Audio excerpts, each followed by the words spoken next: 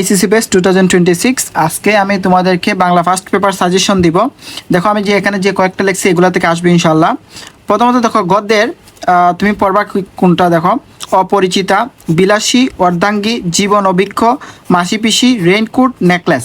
এই 7টা না পড়ে ভালো করে না পড়ে যাবা না, কারণ এই 7টার ভিতর থেকে সৃজনশীল দিবে ইনশাল্লাহ। ঠিক আছে, অপরিচিতা বেশি ইম্পর্টেন্ট, বিলাসী, জীবন বৃক্ষ, তারপর হচ্ছে তোমার মাসি পিসি, রেইনকোট, নেকলেস, মানে সবগুলোই এখানে বাদ দেওয়ার মতো নাই, 7টা ওকে, একদম ভালো করে পড়ে যাবে, এটা মূল ভাব টুল ভাব।